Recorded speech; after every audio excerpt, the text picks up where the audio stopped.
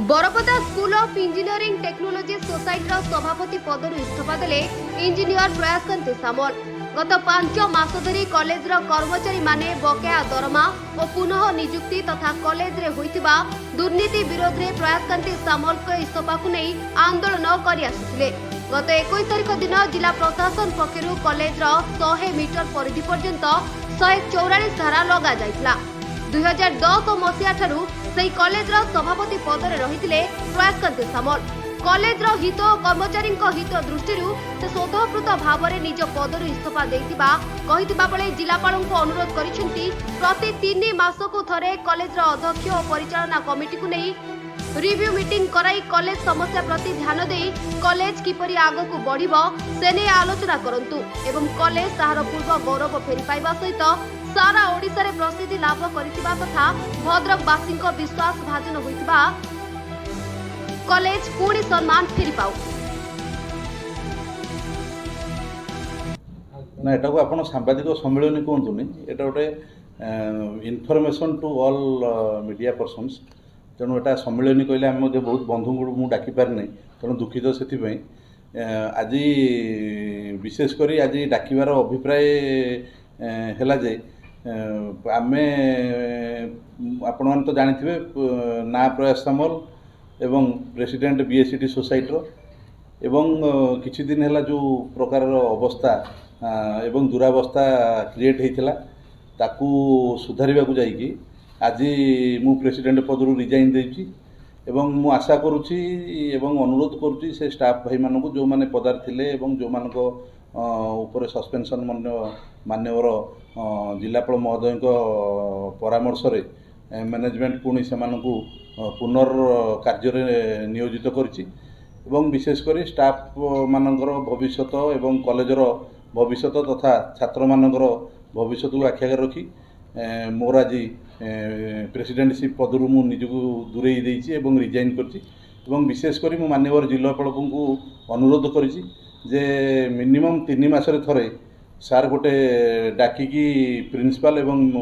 Management रो जो लोक मान रहिले तांग संगे गोटे बसिक एकदम ट्रांसपेरेंसी वे रे आय व्ययर हिसाब एवं प्रत्येकटी कार्य जोटा कॉलेज होउची असुविधा सुविधा सब गुडी को से निज तत्वावधान रखंतु एटा मोर अनुरोध माननीय जिलापाल एवं विशेषकर आगामी दिन में तांकर शून्यस्थान पूरण है आमर प्रेसिडेंटशिप तेणु मैनेजमेंट आगु कौन करिवो से तार चिंता करेंगे एवं आईन अनुसार जहाँ हम सेटा मध्य से पदक्षेप नेबे बोली मोर आशा तेणु मोर आपण मानक माध्यम रे से समस्त स्टाफ भाई मानकू एवं समस्त टीचिंग एवं नॉन टीचिंग भाई मानकू मोर रिक्वेस्ट एवं परामर्श अनुष्ठान आगु बहुत तार ना थिला तेणु से नाटा किछि दिन है तलू तलू खसुला एवं यही वर्ष से ना पुणी समस्त स्टाफ माने उद्यम करिकी पाखापाखि 1000 स्टूडेंट कर जो एडमिशन करछन्ती ता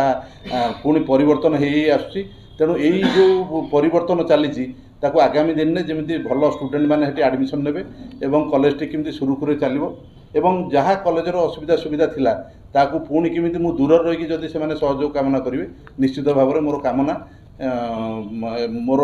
तांकर परामर्श एवं सेमानों पई एवं आवश्यक साहाय्य सहयोग जहाँ रहिबो मु निश्चित भाव में देबी। वर्तमान आपण हठात कॉलेज छाड़िबा वर्तमान एडमिशन टाइम बहुत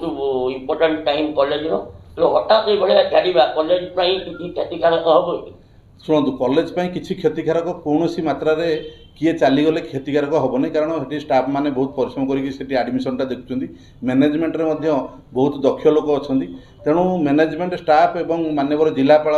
एवं एडमिनिस्ट्रेशन डिस्ट्रिक्ट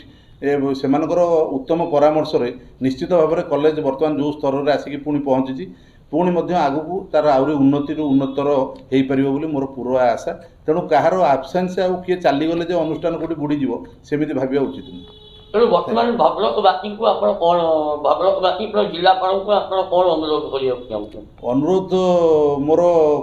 भद्रकवासी को विशेषकर करार अच्छी अनुष्ठान सेमानकर एवं कौ मसीह तैयारी होता